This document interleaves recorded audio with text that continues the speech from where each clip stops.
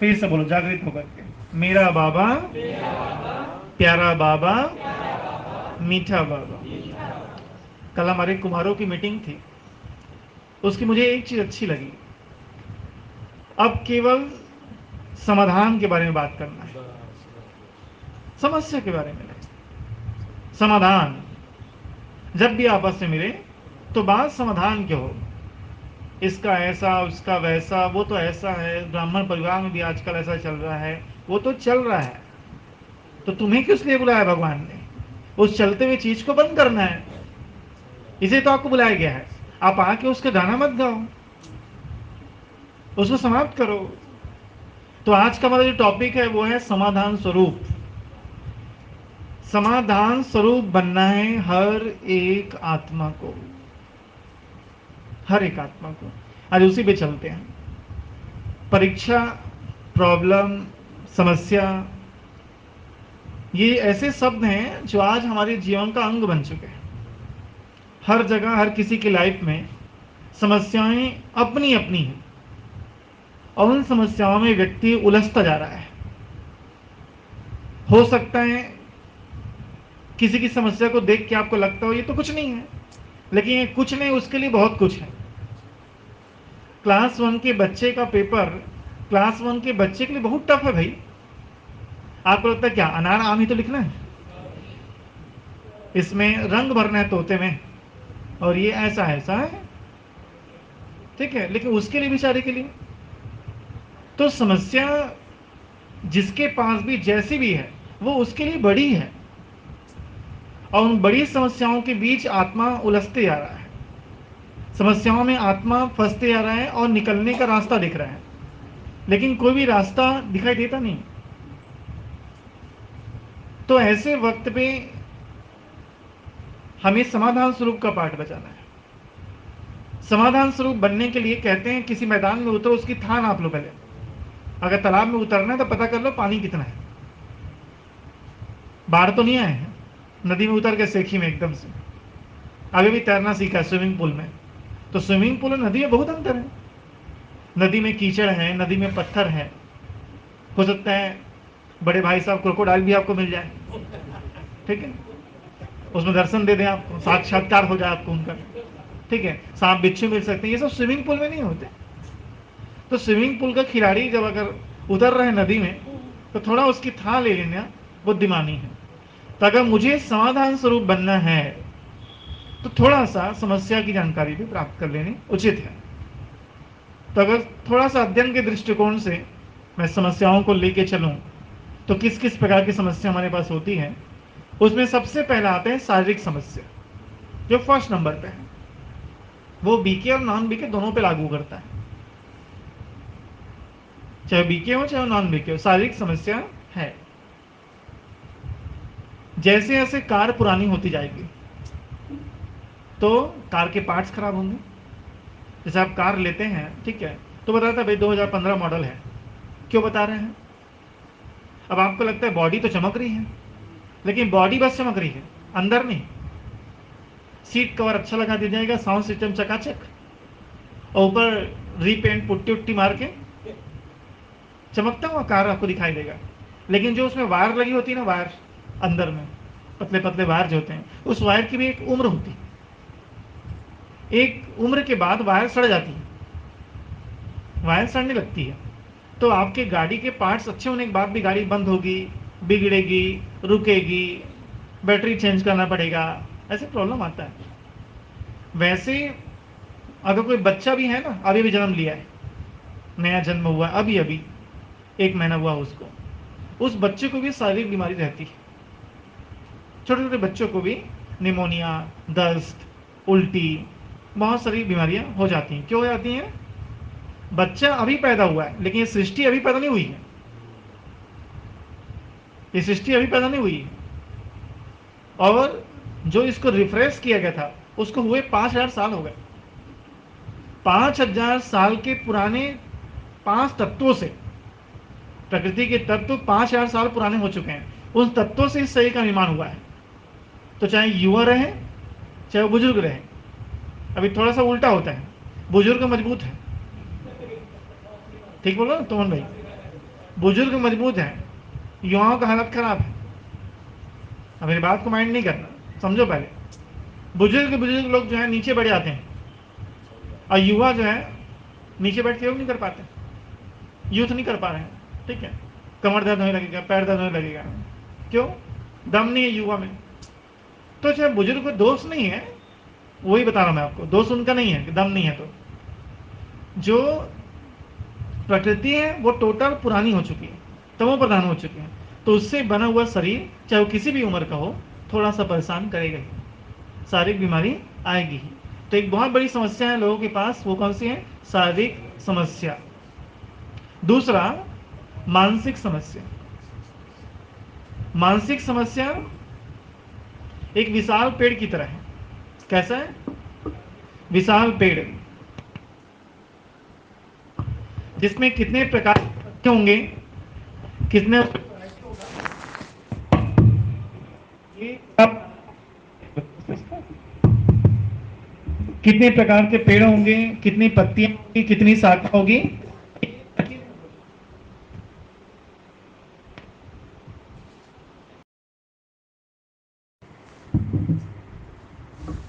ये आपकी अवस्था का प्रतीक है। वो ढीला है इसलिए इसका बिना ढीला हो गया, ठीक है। इसका टाइट रहना बहुत जरूरी है। तो जो मानसिक बीमारी होती है उसमें एकदम वैरायटी प्रकार होते हैं। मानसिक बीमारी की कोई एक या दो वैरायटी नहीं, अनेक वैरायटी। सामान्य से समान दिखने वाला व्यक्ति भी मानसिक रूप से बीमार हो सकता है। मैं आपको दो विचित्र बातें सुना रहा हूं मानसिक बीमारी की। एक न्यूज में छपी थी, एक आदमी था जिसको बीमारी थी, सनक थी इस बात की, वो छोटे छोटे बच्चों को पकड़ता था, अपने घर ले जाता और उनका मर्डर, गला काटता था। गला काट के धड़ अलग करके अपने घर में गड्ढा खोद के डाल देता था। अचानक जब वो पुलिस की नज़रों में आ गया और उस पर खोज हुआ, रिसर्च हुआ, तो उस घर में अनेकों कंकाल निकले जमीन के नीचे से। उसको अच्छा लगता था, उससे रंगैली गई, बताया बस ऐसे ही जब तड़पता था, खून निकलता था, मुझे को अच्छा लगता था, और उसको शर्म ही नहीं आता था। बता रहा था वो बहुत गर्व से, अच्छा लगता था, गरम गरम खून निकलता था, छींटा पड़ता था, तड़पते थे, हाथ पैर छटपटाते थे, अच्छा लगता था मेरे को ऐसा। तो मानसिक बीमारी है। दूसरा, एक बहन मेरे पास आई थी सरकंडा में, तो उन्होंने बताया कि काउंसलिंग के लिए लोग आते हैं, तो नया टाइप का काउंसलिंग था, एकदम अलग।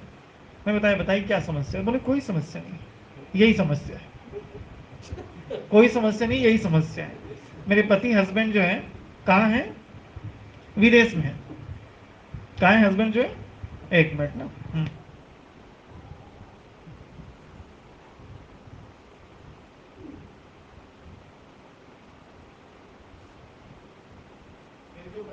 हाँ ठीक कर लो।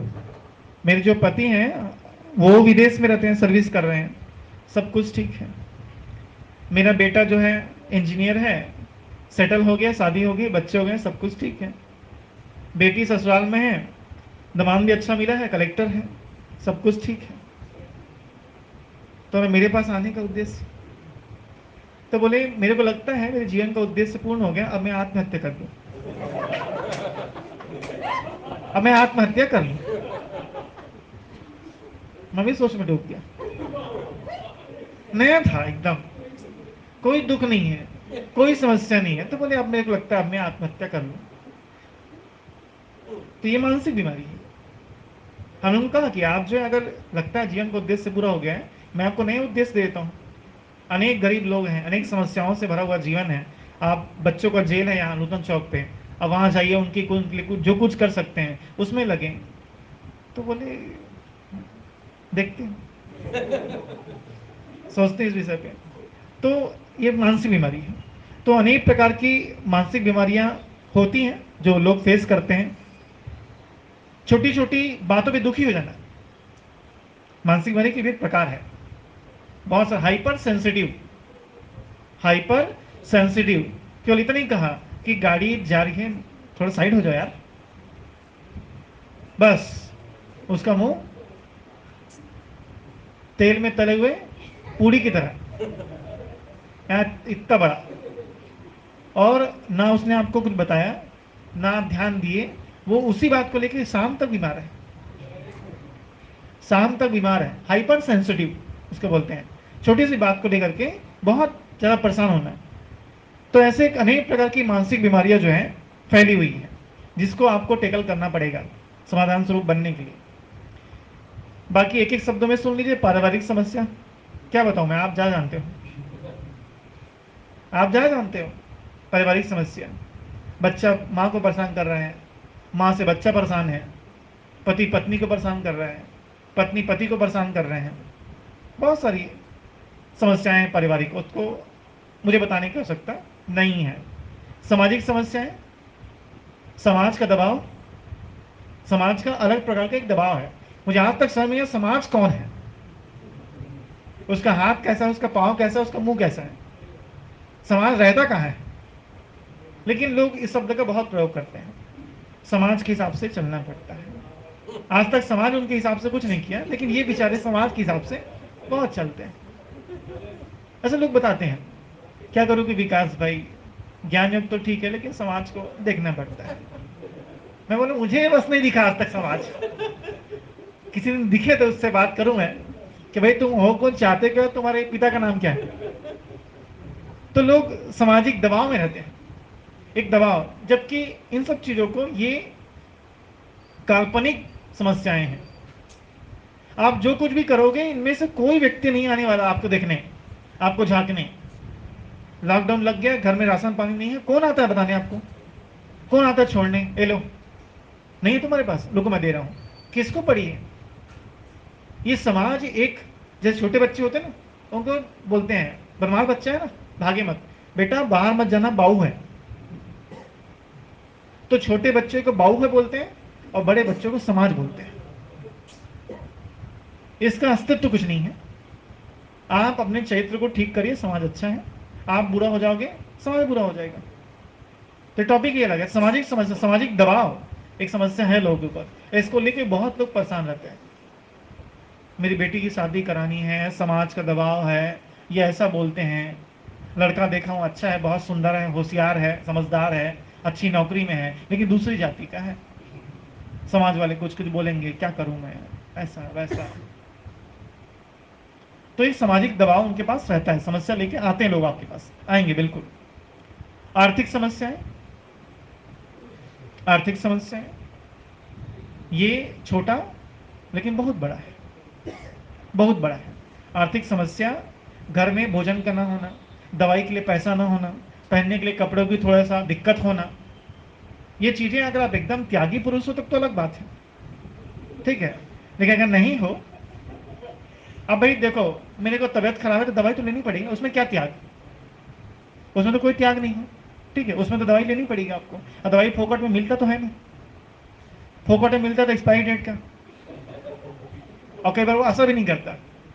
और एक मानसिक साइकोलॉजिकल है कि दवाई पता नहीं ठीक है कि नहीं, अगर अच्छा मिल भी गया तो हमारा मन डाउट क्रिएट कर देता है कि ठीक है कि नहीं है, तो असर भी नहीं करता, असर भी नहीं करता कई लोग को।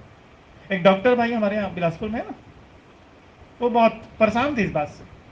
सेंटर की बहनें गई, उन्होंने सेंटर की बहन जी बोल के फ्री में दवाई दे दी, जबकि दवाई महंगी दवाई है ना, फ्री में दे दी, तो दवाई उनको फायदा नहीं करता था। तो मेरे को उन्होंने बताया अपनी समस्या, तो मैंने कहा आप जो है उनसे पैसा ले लिए करो और पैसा भंडारी में डाल दिया करो, लेकिन पैसा लो तो दवाई खाई भी जाएगी और फायदा भी किया जाएगा। तो बोले ये ठीक है, बोले अब ठीक है, क्योंकि फ्री में दवाई लिखी जा रही है, फ्री में दी जा रही है, तो फ्री का डॉक्टर और फ्री की दवा काम नहीं करता।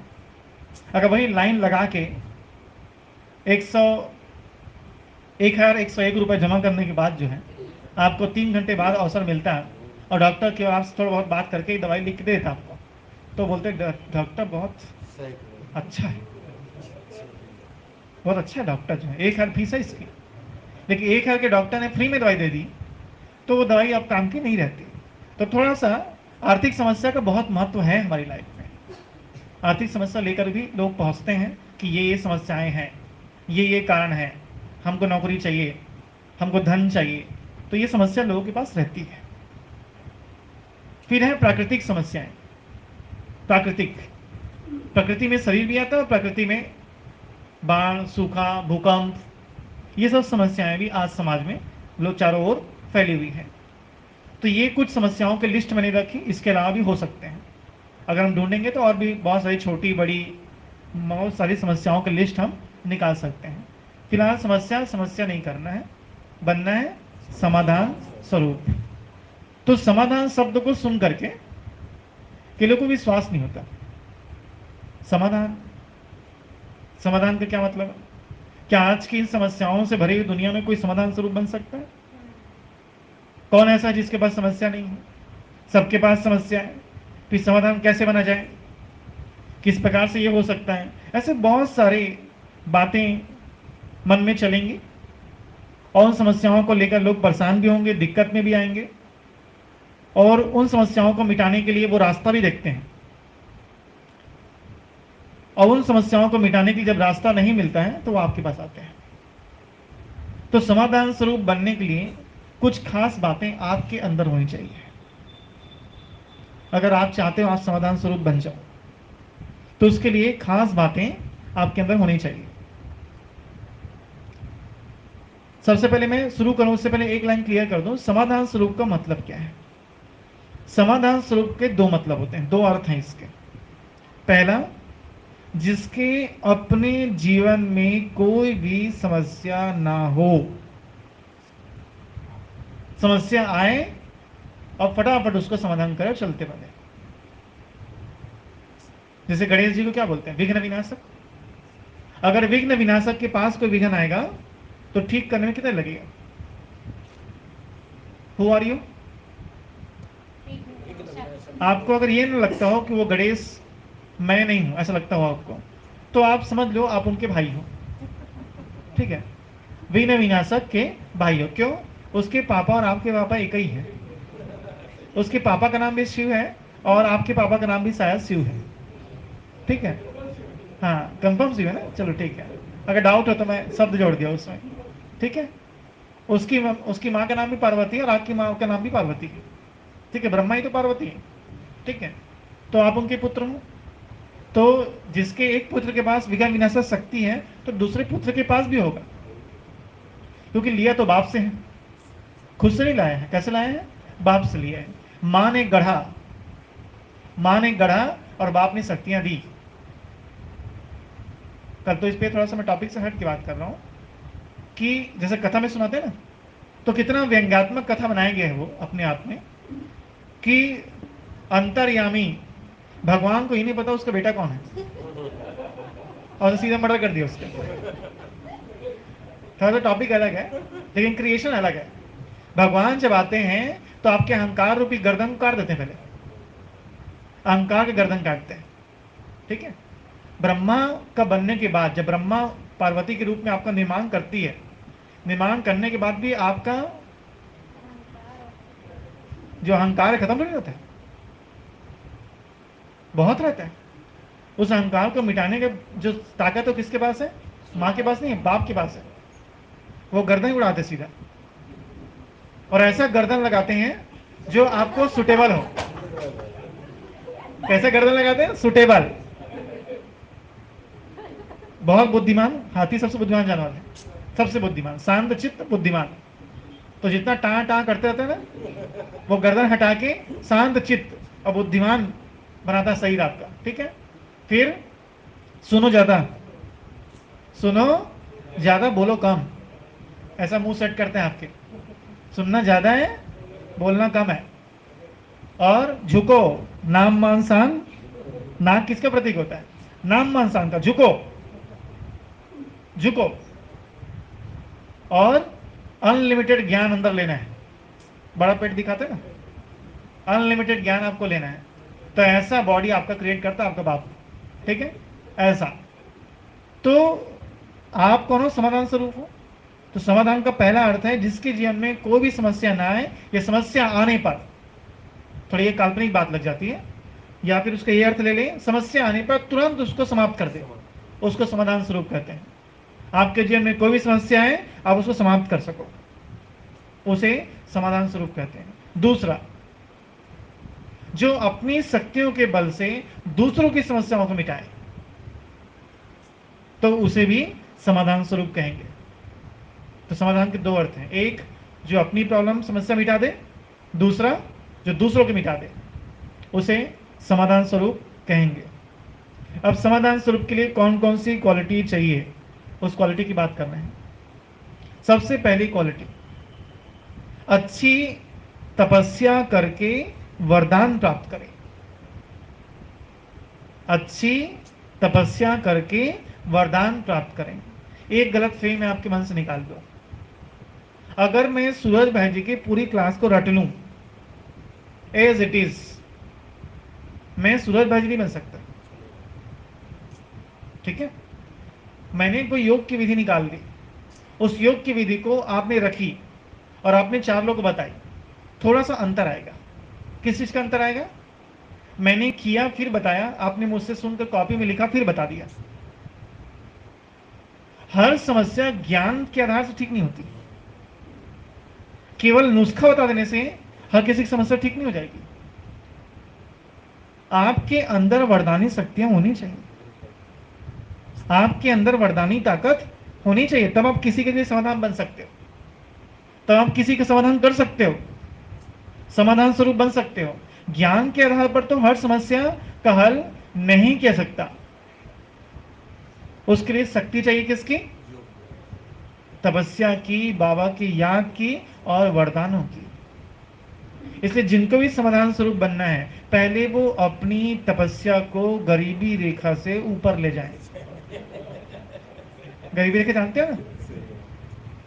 2 बत्ती कनेक्शन, 1 बत्ती कनेक्शन, ठीक है।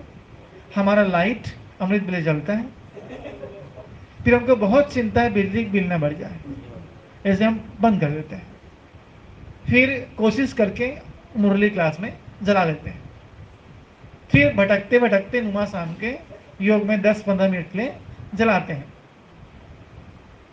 उसके बाद फिर अगर बहुत कृपा हो गई तो रात में सोने से पहले 1-8 मिनट जला लेते हैं। ऐसे 1 बत्ती कनेक्शन से आपका उद्धार नहीं हो सकता, आप दूसरों को उद्धार क्या करोगे? अगर आपके पास शिकायत है कि आपकी दिनचर्या अलग है, आपकी जॉब है, आपकी ड्यूटी है, आपका सब कुछ है, हम एक्सेप्ट कर रहे हैं इस बात को, कुछ समय निकालना होगा। अगर रेगुलर नहीं हो सकता, मंथली, महीने में 3 दिन भीड़ की तपस्या करो, आंधी चौपट, ठीक है। 3 दिन जो है मैं लगन पूर्वक 3 दिन बता दो सबको, तेरा मेरा कोई ताल्लुक नहीं, 3 दिन मुलाकात नहीं होगी मेरे भाई, 3 दिन समय निकालो। जो रेगुलर टाइम सेट कर सकते हैं उनको उस 3 दिन की जरूरत नहीं है, लेकिन जो नहीं कर सकते, दिनचर्या जिनकी 12 घंटे जॉब की है, 8 घंटे जॉब की है, थक जाते हैं, शरीर भी साथ नहीं देता, बैठना चाहे तो शरीर नींद आएगी, थका है ना शरीर, तो वो फिर 3 दिन का फार्मूला यूज करेंगे। और जिनकी दिनचर्या ठीक ठाक है वो घंटों वाला सिस्टम यूज करें कि भाई ये जो घंटा है तपस्या का है हमारा। कुछ नहीं हो पाएगा तो भी हम बाबा के पास बैठेंगे मुंह उठा के, दो कुछ। दादियों को खूब देते हो, हम लोग नहीं देते हो। अब बोलते हो सबसे ब्याह करता हूं, कितना भेदभाव। 14 साल क्या समझे? बाबा को दिखाओ आंखें, उनको 14 साल कराए हो, मेरे को 14 दिन कराओ, तब तो बोले, वरना बिना पुरुषार्थ के विश्व की बादशाही दो। दो में से एक सौदा यहाँ होगा, या तो मुझे तपस्या कराओ या तो फिर बिना पुरुषार्थ के दो। उनके साथ में तो अंग संग्रह है, हमसे तो मिलने तक नहीं आते हो, बड़े वीआईपी हो गए हो, वहां मिलन का पाठ खत्म हो गया तो हम क्या चाहते हैं बैठ के? बताओ बाबा को, गुरुवार के भोग से कुछ नहीं होगा। साकार मुरली तो कोई और पढ़ के सुनाता है, आप तो आते नहीं हो, इतने में मेरी जीवन की क्या तसल्ली मिलेगी?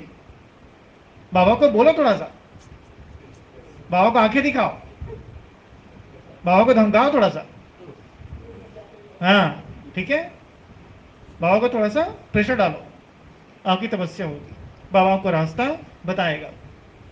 अगर वो भी नहीं हो पा रहे हैं, अवैक्त मुरली खोल के बैठो, ट्यूशन क्लास, योग का नाम क्या है? ट्यूशन क्लास, 12 से 1 ट्यूशन क्लास, कॉपी पेन लेके अव्यक्त मुरली लेके बाबा के पास बैठना है और नोट करना है, जो अच्छे पॉइंट है नोट करो, उसमें से एक पॉइंट को पकड़ लो, दिन में 6 लोग को बताओ। आपके चार्ट में इस बार है अव्यक्त मूल्य, सुनना नहीं सुनाना, कम से कम अव्यक्त मूल्य की पॉइंट किसी ना किसी को सुनाना, 6 लोग को सुनाओ अव्यक्त मूल्य। तो तपस्या के द्वारा वरदान प्राप्त करना।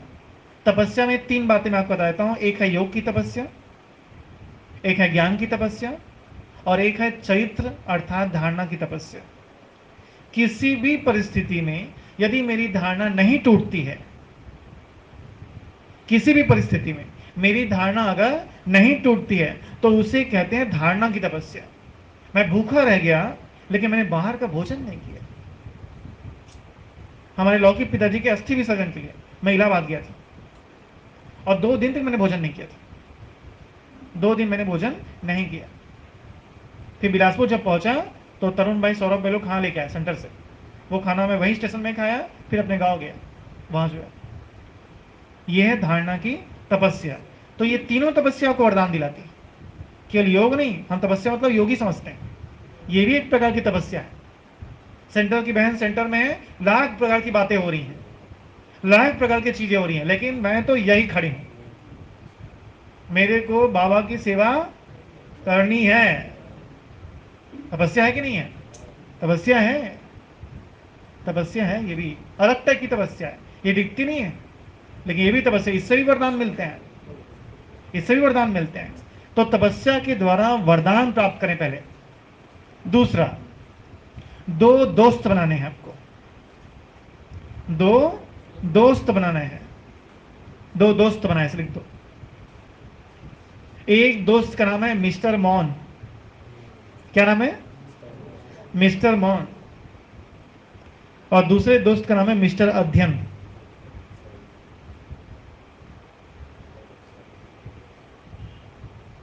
क्या करना है?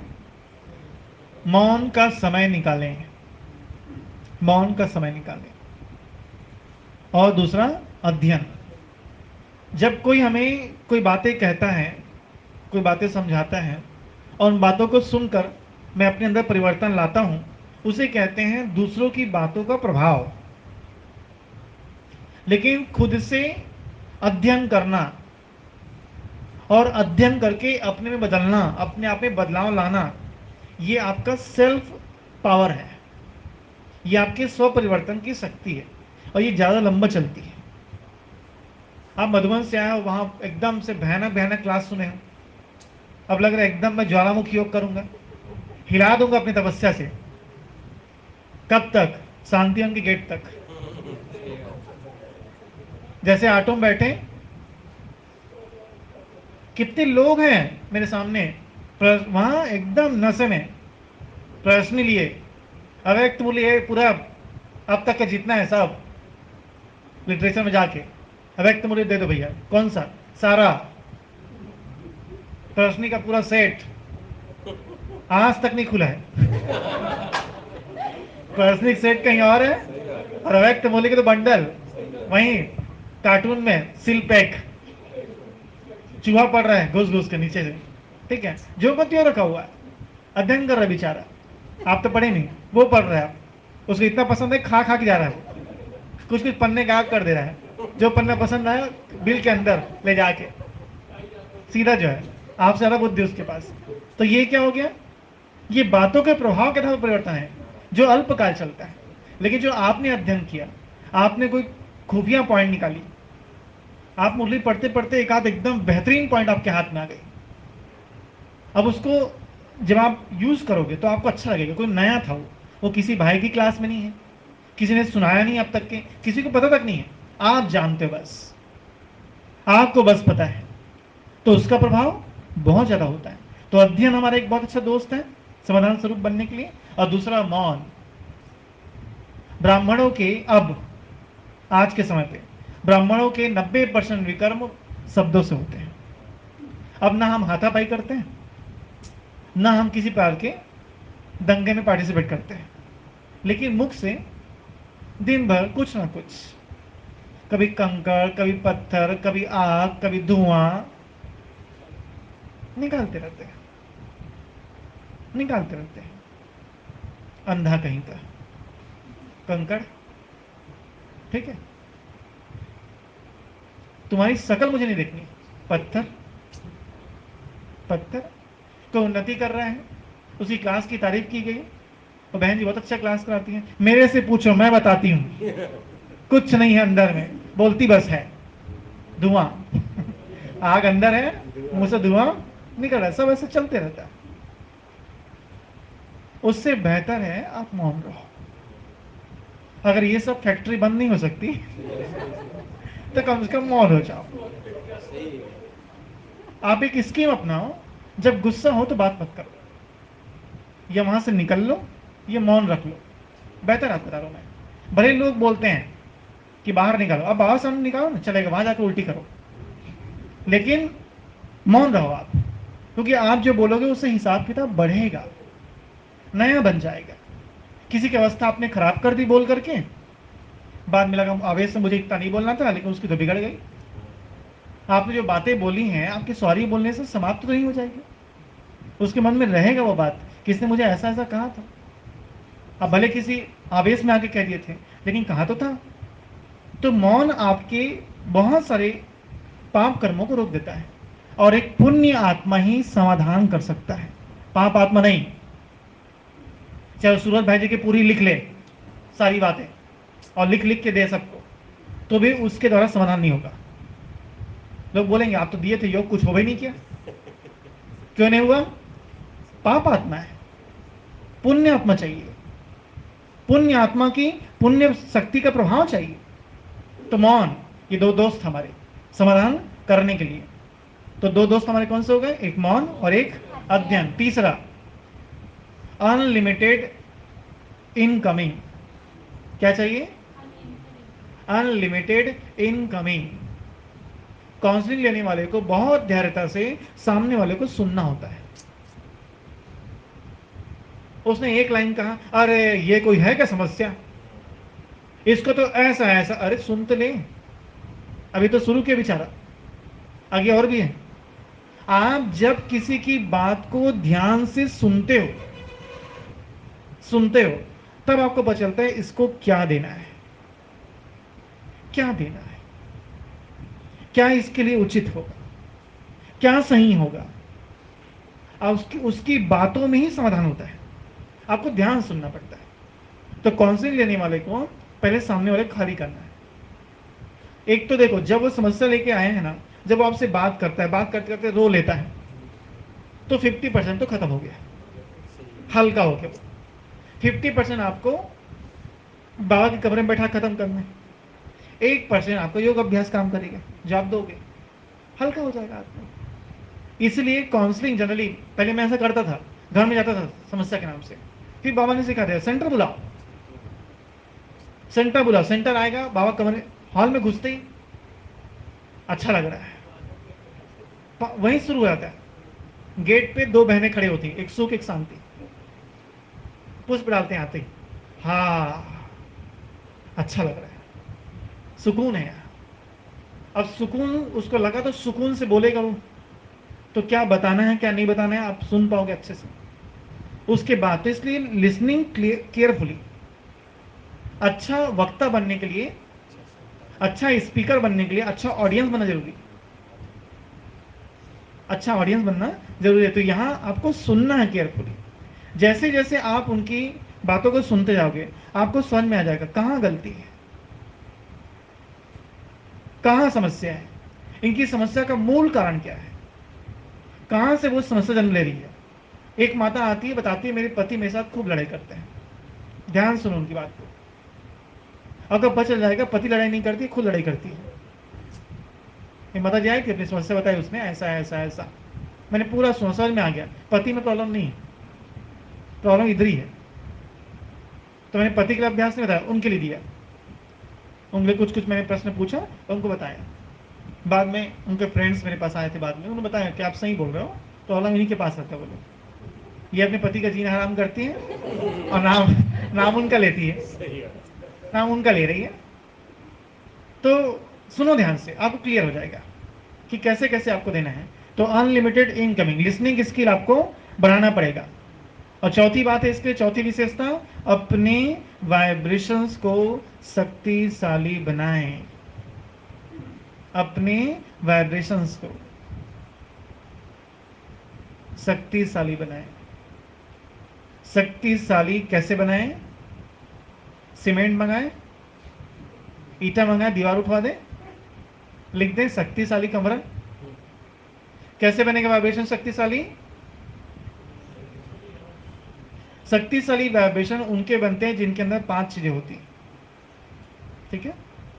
सबसे पहली बात, जिसका अखंड अमृत बेरा है, उसके वाइब्रेशन भी अलग होते हैं एकदम। रेगुलर अमृत वेले का वाइब्रेशन अलग होता है। अखंड अमृत बेला वाइब्रेशन बहुत पावरफुल बनता है। दूसरा, जिसको रेगुलर चिंतन लिखने की आदत है, चिंतन लिखे, चिंतन से विचारों के वाइब्रेशन बनते हैं। चिंतन लिखने की प्रैक्टिस हो, 5 लाइन लिखो, लेकिन लिखो रोज। तीसरा, जिसकी धारणा शक्तिशाली है, कहने मात्र से टूट ना जाए। 5 साल बाद तो मेरे सुभाष भाई आओ ना गुपचुप तो खाएं, नेहरू चौक में गुपचुप तो खाएं। अब इतना निवेदन कर रहा है, मेरा दिल तो पिघल गया, आंख में भावना के आंसू आ गए। भावना के आंसू आंख में नहीं आ गए हैं, पानी आंख से नहीं आ रहा, जीभ से आ रहा है। और जाके 2 गुपचुप आपने खा लिया। मात्र 2 खाया, दृष्टि दिया था, लेकिन भगवान की दृष्टि में तो नीचे आ गया। भगवान की दृष्टि में तो नीचे आ गया। बाबा देख ली, इसकी धारणा 2 रुपए की है, ये 2 रुपए के गुपचुप के लिए धारणा तोड़ दिया, तो आगे इसका भगवान ही मालिक है। सॉरी, भगवान भी मालिक नहीं है, बोले तुम ही तुम्हारा मालिक है। तुम मन के मालिक हो, अपना खुद देखो। धारणा शक्तिशाली जिसके होंगे, कई लोग ज्ञान नहीं सुनाते। जब मैंने पालना के ऊपर क्लास कराई थी तो टॉपिक रखी थी, मास्टर पानहार, किताब में मेरे लेख है, पढ़ना। धारणा से पालना करते हैं, ज्ञान नहीं सुनाते, लेकिन उनकी उपस्थिति से पालना हो जाती है। लोग देखते हैं इस आत्मा के अंदर कितनी सेवा की लगन है, कितनी धारणा इसकी मजबूत है। मजाल है टूट जाए किसी कारण से, जमीन इधर से उधर हो जाए, लेकिन मुरली क्लास इनकी मिस नहीं होती। तबियत खराब हो, एक्सीडेंट हुआ हो, ऑपरेशन हुआ हो, मुरली क्लास मिस नहीं होती। तो धारणा के बल ये वाइब्रेशन को बहुत शक्तिशाली बनाते हैं। चौथा, सोमान का अभ्यास। सोमान का अभ्यास लंबे काल, जिस सोमान का अभ्यास किया जाए, वो अभ्यास आपके वाइब्रेशन को बहुत पावरफुल बनाता है। हमने यहाँ ग्रुप में एक साथ शुरू किया था, आप में से जिसका कंटिन्यू होगा वो अनुभव का जानते हैं। किसी एक स्वरूप का अभ्यास करना, आधा घंटे किसी एक स्वरूप का अभ्यास करो, कम से कम 1 साल हो रहा है। हमने पर डे उस स्वरूप का अभ्यास आधा घंटे किया, 1 साल से ऊपर हो गया लगभग। जो अब जो उस आधे घंटे का अभ्यास ने हमारे अंदर कई परिवर्तन ले आए, हमारे अंदर और हमें देखने वालों के अंदर। उनको हमें देख करके उनका मनोभाव चेंज हो गया। और प्राप्तियां कितनी हो तो सब जानते हैं, सबको पता है। ठीक है? संगम युग के शहंशाह, हम तो इसी नस्ल में चलते हैं। हम कौन है? संगम युग के शहंशाह हैं। 5 दिन पहले की बात है, मैं योग में बैठा था शाम को, और मैंने बाबा को कुछ सेवाओं के लिए धन राशि के बारे में बात कही कि बाबा ये सब है। तो आने का सब चिंता तू ही कर लेगा क्या? मुझे भी कुछ दे दे, ठीक है? और कल देखना, सेकेंड डे मैंने जितना बोला था उससे 3 गुना ज़्यादा अमाउंट आ गया मेरे पास। ठीक है? फिर मैंने एक दिन और ट्राई किया, सेकेंड डे फिर ट्राई किया, या ऐसी हो गया कि हमेशा होगा। फिर मैंने शाम को ट्राई किया, आज नुमा शाम को, फिर दूसरे दिन आ गया, तीसरे दिन किया, चौथे दिन आ गया। मैं समझ गया बस अब नहीं करना है। ये बात समझ में आ गई कि अब इसकी चिंता छोड़ देनी है, अब इसकी चिंता छोड़ देनी है। वो बैठा है, हमारा भगवान चैतन्य है, हमारा भगवान चैतन्य महाप्रभु। कौन है वो? चैतन्य महाप्रभु जागृत है, जिंदा है। फोटो के अंदर से फोटो नहीं बैठा हुआ है, चैतन्य बैठा है। उससे बोलो हर बात सुनता है, उससे बोलो हर बात करता है, आपका हर काम बनाता है। बोलने की विधि चाहिए और बात करने की औकात चाहिए। मेरी बात को बुरा नहीं मानना, ये आज की मुरली है। अपनी इस स्थिति को सेट करो। आप जिससे बात करो भगवान है, सराहनीय है, बहुत ऊंची हस्ती है। उससे बात करने के लिए अपनी स्थिति बनाओ, अपनी औकात बनाओ। जब आपकी स्थिति अच्छी बन जाएगी, आप उसके लायक बन जाओगे, आपकी हर बात मानी जाएगी और आपके हर अरमान पूरे होंगे। ताकत चाहिए बात करने की, भगवान से जिद्दी करने के लिए योग्यता चाहिए। बाबा जब सकार बाबा शरीर छोड़े, कितना लड़ाई करते थे दादियां, बच्चे, हमें भी ले जाओ साथ में, ऐसा वैसा, आप तो वचन दिए थे ब्रह्मा बाबा, अब हमको छोड़ कर नहीं जाओगे। बाबा ने कहा चलो ले जाते हैं साथ में। किस किस का योग का चार्ट 8 घंटा बताओ। वहीं हिस्ट्री हॉल में अव्यक्त बाबा ने स्टेज में पूछ दिया और सब एक दूसरे के मुंह देख रहे थे, बोक भाई किस किस का चार्ट है 8 घंटे का। अब चुप। फिर आने का चलो ज्ञान योग सेवा सब मिला के, तो कुछ लोगों ने हाथ उठाया। तो आने का जिन्होंने हाथ उठाया है, अगले बार जब बाबा आएंगे तो सबका चार्ट फिर से देखेंगे 8 घंटे के योग का। उसमें सूरज भाई जी, जगदीश भाई लोग भी थे। तो उन्होंने फिर संकल्प किया और फिर 8 घंटे चार्ट पूरा किया। तो जो हम बोल रहे हैं बाबा से, आज मैं तुलना करूं दादी से, ठीक है, दादी को बाबा ने ऐसी पालना दी थी, तो दादी ने उतना पुरुषार्थ किया था। एक बात में ना जी नहीं कहा। 3 रुपए देके बोले जा अहमदाबाद।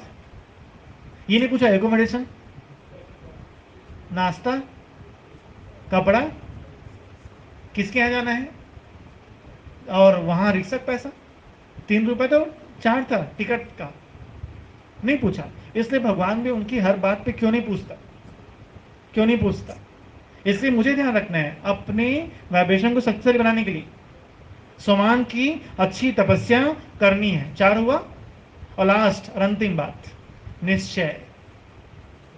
अगर किसी के पास इन चारों में से कोई भी चीज नहीं है लेकिन निश्चय है, कौन सा निश्चय? एक निश्चय, क्या? मेरा साथी सर्वशक्तिमान है, मेरा बाप भगवान है, मेरा पुरुषार्थ जैसा भी हो, मेरा बाबा बहुत शक्तिशाली है। बड़ा बाबा बैठा है, छोटा बाबा नहीं बैठा है। कौन बैठा है? बड़ा बाबा बैठा है। अगर ये निश्चय भी हो, आपके वाइब्रेशन में बहुत ताकत आएगी। इस फलक से जिसको बोलोगे, बांस सीधा अंदर जाएगी, सीधा अंदर। और जिसका वाइब्रेशन शक्तिशाली होगा, उसके पास आने मात्र से उसकी बुद्धि का ताला खुल जाएगा। जो समस्या लेके आया है, एग्जाम्पल बाबा कमरा। हर सेंटर में आप समस्या लेके जब जाते बाबा कमरे में बैठते हो, जैसे थोड़ा देर रिलैक्स हो गए, बैठना मगर ना। जनरली क्या होता है, आज समस्या लेके गए हो, बाबा ऐसे बोलने से वाला है, आपका फोन आता है, हाँ हेलो, अब निकल ली बाहर। बाबा बोलते हैं अरे यार उसी से बात कर लेना था। अगर आप बाबा कमरे 10 मिनट भी बैठते हो ना, तो 10 मिनट इसको बंद कर दो। इनसे मिलन हम बाद में बनाएंगे, पहले प्रभु मिलन तो कर लो भाई। आप भले आधा घंटा मत बैठो, 10 मिनट बैठो, लेकिन 10 मिनट जो है ना, रश्मि जी बोलती थी हम सेंटर आते हैं ना विकास, मोबाइल लेके नहीं आते, क्योंकि हम उनसे बात करने नहीं आए। हम भले 1 घंटे आएंगे लेकिन बाबा के पास, चलो ठीक है आपकी सेवा है, लेकिन कम से कम जो समय आप भगवान को दे रहे हो ना, ईमानदारी से, उसमें मिलावट मत करो किसी दूसरे की। तो आप जब बाबा के कमरे में बैठते हो, जैसे मन शांत होगा, आपको रास्ता दिखता है, इससे मुलाकात कर। आपका ये जो काम नहीं बन रहा है, इससे बात करना हो जाएगा। लेकिन कब? शांत होकर आप बाबा के कमरे थोड़ा टाइम देके बैठो। शांति स्तंभ में केवल बैठना होता है बस। आप कोई योग मत करो, केवल बैठ जाओ सुकून से। आपको सब टच हुआ था, ये योग करना है, ऐसे संस्कार बदलने हैं, इस भाई से मिलो, यहाँ रास्ता मिलेगा, ये तपस्या करनी है, ये पुरुषार्थ की विधि है। घर में जो आर्थिक समस्या है इस तरीके से खत्म हो जाएगी। क्लियर क्लियर वाइब्रेशन काम करते हैं, ये उसका एग्जाम्पल है। तो शक्तिशाली वाइब्रेशन बनाना चाहिए, उसके माध्यम से आप जो है क्या कर सकते हैं, समाधान कर सकते हैं किसी भी आत्मा का। 5वां है अनुभव की मदद। अनुभव की मदद, सचिन भाई की क्लास में टॉपिक आता है, हमने इससे पहले भी क्लास में चर्चा की है, फिर से चेक कर देते हैं। अधिष्ठान, क्या करना है? अधिष्ठान, बैठकर आधा घंटा 20 मिनट, योग के टाइम में नहीं, अलग दोपहर में, नुमा साहब अमृत वेले नहीं, दोपहर में खाली समय केवल अब तक के जीवन को रिपीट करो, एपिसोड वाइज। आज आधा घंटे में कल बचपन के एपिसोड हो पाया, क्योंकि ध्यान से देखना है, एक एक चीज देखना है। कल के एपिसोड में 5वीं कक्षा के बाद का 10वीं तक का देखेंगे, फिर उसके एपिसोड में 10वीं से 12वीं तक का देखेंगे, फिर कॉलेज का, फिर अभी तक का एपिसोड में देखो, बहुत ध्यान से देखो। वो अनुभव जब किसी का समाधान करना होगा काम आएगा, वो अनुभव आपको काम आएगा। अनुभव की मदद लो। किसी को रास्ता बताने से पहले, जैसे किसी ने कहा पारिवारिक समस्या है, ऐसे हल्के मत ले लो, अपने दिन याद करो। जब आपके पास समस्या थी तो आप कितना परेशान थे, हंसो मत उसके ऊपर, अपने आप को देखो, आप कितना परेशान थे। तो डेफिनेटली वो बच्चा बहुत परेशान होगा। उसकी बात को लाइट मत ले लो, उसकी बात को सीरियस लो, गंभीरता से समझो, गंभीरता से सोचो, फिर उसको आप विधि बताओ, फिर आप विधि बताओ, वो विधि काम करेगी। उसमें आपके अनुभव प्लस होने चाहिए, तो आप बता सकते हैं। तो अनुभव की मदद। और पांचवा अंतिम विशेषता है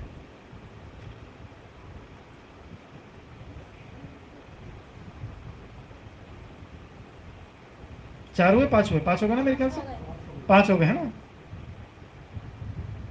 तो बस रोक देते हैं पांच, एक की जरूरत नहीं पड़ेगी, इसमें इंक्लूड है वो। बाबा बताए हैं उसको, छोटी सी बात है, सोमान से देखना, सोमान में रहना और सोमान से देखना। जब आप किसी को समाधान दोगे तो सोमान में देखो उसको। कौन सा समान? महान आत्मा। तो उसका जो मन का बोझ है ना, वो वहीं हल्का हो जाएगा, मन का बोझ वहीं हल्का हो जाएगा। और समान के साथ एक प्लस और एक शब्द और जोड़ दो, इसको सब सुन लो अच्छे से ध्यान से। जो भी आपके पास आता है समस्या लेकर के, वो अपनी प्राइवेट बातें आपसे शेयर करता है, उस बातों को फैलाने की गलती नहीं करना। जब वो घर से निकला था ना, ठीक है, तो ये सोच के चला था कि बाबा के घर जा रहा हूं मैं, और आपको बता रहे हैं बातें बातें पर्सनल, व्यक्तिगत, कुछ हो सकता है विकार की बात बताएं, कुछ और बातें बताएं। अगर आपने उसको शेयर किया तो आप श्रापित हो जाओगे। अगर किसी क्लास में उस पर डिस्कस करना भी तो नाम नहीं बताना उसका, कि एक भाई था उसने ऐसा ऐसा किया था, उसको ये सजा मिली। अब ऐसे बोल सकते हो, लेकिन नाम लेकर फलाना शहर का फलाना मोहल्ला में रहने वाला वो भाई, जाति समेत नाम ले दो उसका, उसने फलाना बहन जी को ऐसा ऐसा किया था और अभी ऐसा ऐसा भोग रहा है, ऐसे नहीं बताना है। आपको किसी की भी बताई गई कमी का वर्णन नहीं करना है, अगर आपको समाधान स्वरूप बनना है। यदि आपने वर्णन किया तो उसको हो सकते पता चले, बाबा को पता चल जाएगा, फिर एक भी आत्मा आपके पास नहीं भेजेगा समाधान पाने के लिए, देखेगा ये तो लायक नहीं उसके। जैसे बाबा ने हमारी सारी बातों को सुनकर समा लिया ना, समाने की शक्ति सोमान के साथ अंदर समा लेना है, शेयर नहीं करना किसी से। मैं फिर से रिपीट कर दूं, किसी की भी द्वारा बताई गई व्यक्तिगत बातों को किसी के पास भी शेयर करना बहुत बड़े पाप का भागी बनना है। ये हर निमित्त सेवाधारी को अटेंशन रखना चाहिए, तब आप अच्छे समाधान कर सकते हो। अब मैं आपको विधि बता रहा हूँ, कैसे कैसे किस किस समस्या का समाधान कैसे कैसे करना है, उसकी विधि क्या है। ये बिल्कुल प्रैक्टिकल क्लास है, क्योंकि आपके पास बहुत लोग आएंगे समस्या लेकर, तो कैसे आप सॉल्व करोगे, उसकी कौन कौन सी विधि है, क्या करेंगे। सबसे पहले विधि, कारण के अनुसार निवारण दें, कारण के अनुसार निवारण दें। लाइन में आपको समझा देता हूं। एक बहन आती है, वो कहती है मेरा मन शांत नहीं रहता। आपने उसको अभ्यास दिया, लिखो कॉपी में, मैं शांत स्वरूप आत्मा हूं। उसने लिखा, एक हफ्ते में शांत हो गया। दूसरी बहन आई, उसने भी कहा मेरा मन शांत नहीं होता, आपने दे दिया सोमान, उसने कहा और अशांत हो गया। एक हफ्ते बाद आके बताएं और अशांत हो गया, या कहेगा मैं लिख नहीं पाती, क्या होता नहीं लिख पाते। कारण उसकी अशांति का कारण अलग था, इसकी अशांति का कारण अलग है। पहले आप जानो इसकी अशांति का मूल कारण क्या है, उस कारण को जानकर आपको निवारण देना है। सबको समान नहीं लिखा जाता। जैसे हम देखते हैं जो माता अमृत बेले योग नहीं कर सकती, तो हम उनको अभ्यास देते हैं, आप केवल पत्र लिखो, आप बाबा को समस्या को लेकर के पत्र लिखिए, आपकी समस्या खत्म हो जाएगी। क्योंकि वो नहीं कर सकती बहुत गहरा योग। मैं उसको बोलूं कि आप जो है बीज रूप स्थिति का अभ्यास करो, परम धाम में जा करके वहां से बाबा के साथ कंबाइन होकर के अपने मोहल्ले को सकाश दो, नहीं है पॉसिबल उसके लिए, मत करो, उसको दे दो। आप जो है क्या करो, बाबा को पत्र लिखो। तो कारण को जानकर निवारण देना है, तो आपका बताया गया निवारण सिद्ध होगा और उसको फायदा मिलेगा। दूसरा, समाधान की सफलता। ये वो बातें हैं जो मैं सबको शेयर नहीं करता, आप जान लीजिए। समाधान की सफलता बिलीफ सिस्टम के अनुरूप होती है। समाधान की सफलता बिलीफ सिस्टम के अनुरूप होती है। हर एक का अपना अलग अलग बिलीफ सिस्टम होता है। आपको जानना है इनकी आस्था किस चीज में है, उनसे बात करो पता चलता है। कई लोग होते हैं जो भगवान को बहुत मानते हैं, दुर्गा मैया की बहुत पूजा करते हैं, बहुत मानते हैं। अब आपने समाधान स्वरूप में देने से पहले ही रटाक से बोल दिया ये दुर्गा उर्गा कुछ नहीं होता, दुर्गा उर्गा कुछ नहीं होता, मैं ही तो था। अभी भले मैं कुर्ता पजामा पहना हूं, लेकिन दुर्गा मैं ही था। तो ऐसा जवाब जो है ना, उसके लिए भारी पड़ेगा और आपके लिए भी कोई खतरनाक रहा तो पिटाई कर देगा, ठीक है। तो बिलीफ सिस्टम को देखो, जिसको भक्ति में बहुत श्रद्धा है ना, उसको विधि भक्ति के अनुसार दो। अब उसको सिखा दो क्या, सुबह उठ के 2 अगरबत्ती जलाओ, 2 अगरबत्ती जलाओ, दरवाजे में खड़े हो और बाबा का आवाहन करो अगरबत्ती जलाकर, और संकल्प करो ये धुआं जहां जहां जाएगा वहां से विघ्न समाप्त हो जाएगा। भगवान भोलेनाथ का आवाहन करके पूरे घर में चक्कर लगाओ, उसके बाद अच्छी लगेगी, क्योंकि भक्ति पे उसकी आस्था है। लेकिन कोई साइंटिस्ट प्रवृत्ति का व्यक्ति है, उसको आपने बताया 2 अगरबत्ती जलाओ तो बोले कछुआ भगाओ, मच्छर भगाओ, ठीक है, उसकी बात नहीं पसंद आएगी, उसको पकड़ो थोड़ा सा। इसका बिलीफ सिस्टम किस बात के ऊपर है, ये साइंटिस्ट टाइप के व्यक्ति है। अभ्यास दो उसको कि आप अपने घर की समस्या को मिटाने के लिए अपने व्यवहार में परिवर्तन लाएं।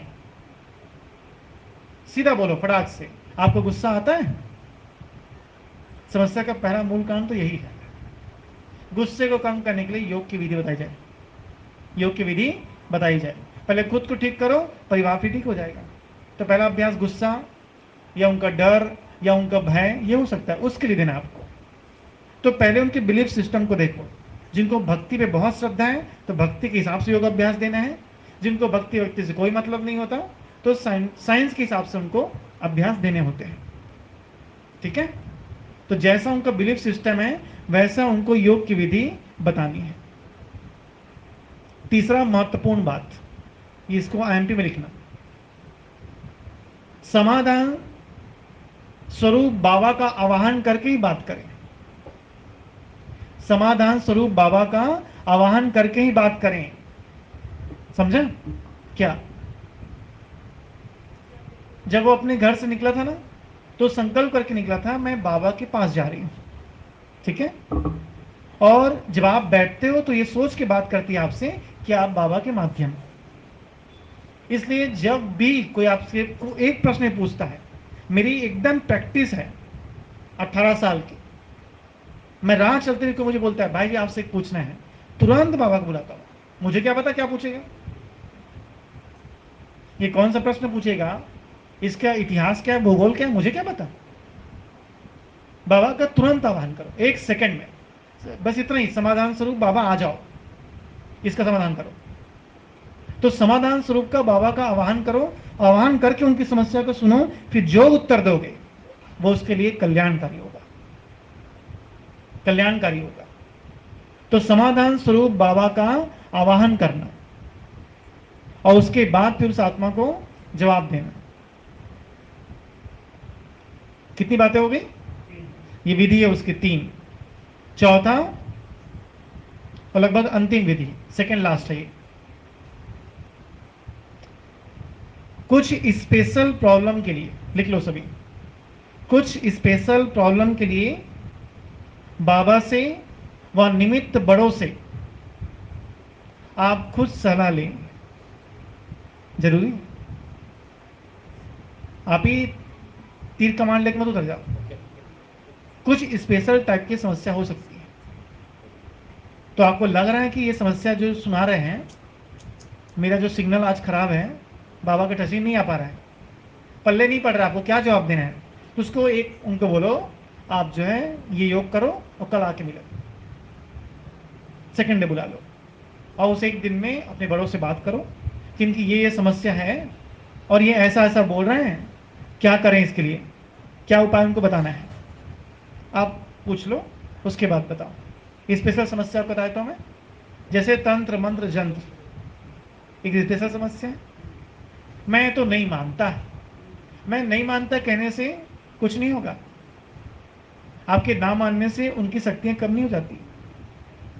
समझना पड़ता है, समझना पड़ता है, उसके बाद आप उसको हैंडल करो। एग्जाम्पल मैं आपको बताता हूँ, जैसे किसी भी तंत्र मंत्र की समस्या को हैंडल करने के लिए अपना कवच पावरफुल होना चाहिए, आपका खुद का, अपने चारों ओर शक्तिशाली कवच बनाकर ही इस समस्या को सॉल्व करने में भिड़े।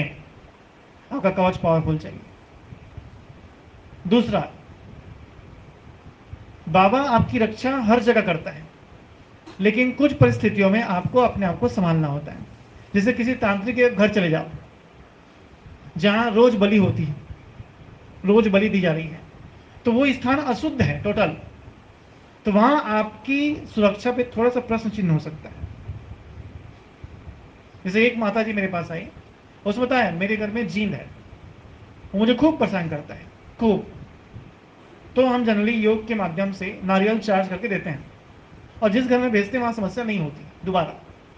लेकिन उस घर में मैंने माता जी के पास भेजा, एक दिन लटका दिया, सेकेंड डे फिर आने लगा जीन जो है, फिर उसका प्रभाव। फिर मैंने बाबा के पास बैठा, बाबा से मैंने पूछा, बाबा ने बताया उस घर की जमीन के अंदर कुछ अशुद्धि है, हो सकती है किसी की डेड बॉडी गड़ी हो, अशुद्धि, इस कारण वो काम नहीं कर रहा है। फिर मैंने माता जी से पूछा आप जो रहते हो कॉलोनी कहाँ पास है, मुझे बताया ऐसा ऐसा। तो मैंने कहा आसपास शमशान घाट है क्या, बोले यही था पहले, कंपनी वालों ने तोड़वा के उसको, करते हैं लोग ऐसा, शमशान घाट के ऊपर कॉलोनी बना दी। लोग बताते थे कि पहले ये शमशान घाट था। मैंने बस अब एक ही मुहूर्त है, मकान चेंज करो। गवर्नमेंट का मकान था वो, खुद नहीं था उनका मकान, वहां चेंज करो, वहां से प्रस्थान करो। और उनके हस्बैंड मानते नहीं थे इस बात को, तो चेंज नहीं कर रहे थे। वहां के बिलासपुर में बैठ गए 1 महीने तक, जब मकान चेंज होगा तभी आऊंगे मैं तुम्हारे पास। मकान चेंज हो गया, अब उनको कोई प्रॉब्लम नहीं। तो इस स्थान की भी अशुद्धि हो सकती है। तो उस अशुद्ध स्थान में भी आपकी योग की शक्तियां कई बार काम नहीं कर पाती है, क्योंकि टू मच गंदगी है, टू मच। तो ऐसे समय पे हम थोड़ा सा बड़ों से सलाह ले लें।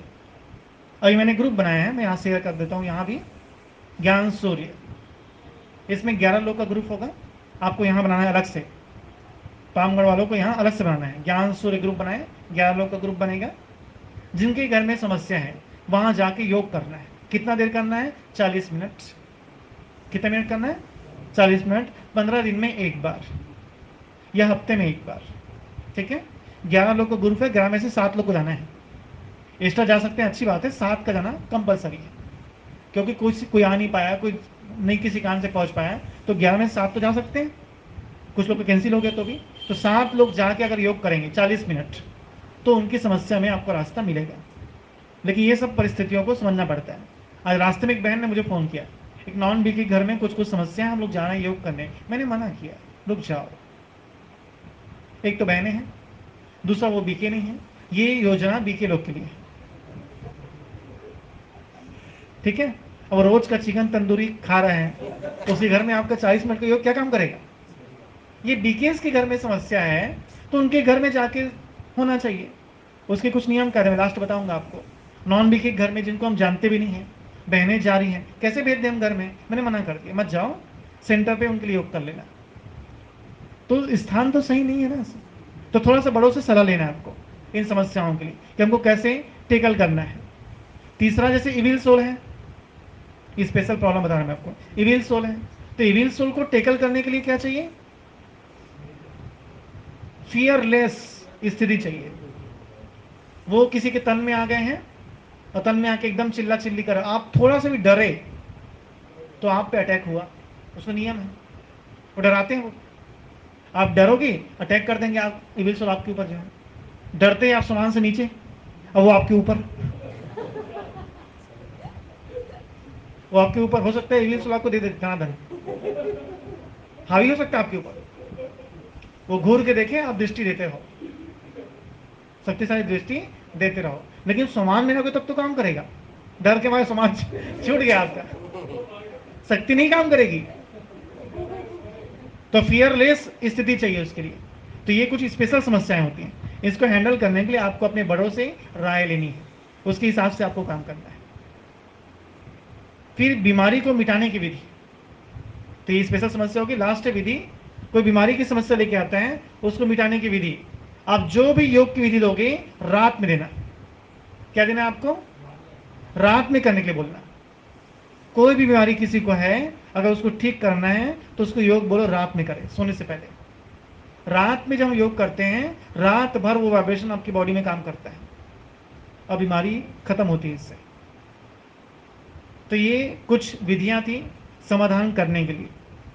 तो इन विधियों का प्रयोग करके क्या करना है हमको? मास्टर दुख भंजक बनना है। क्या बनना है? मास्टर दुख भंजक।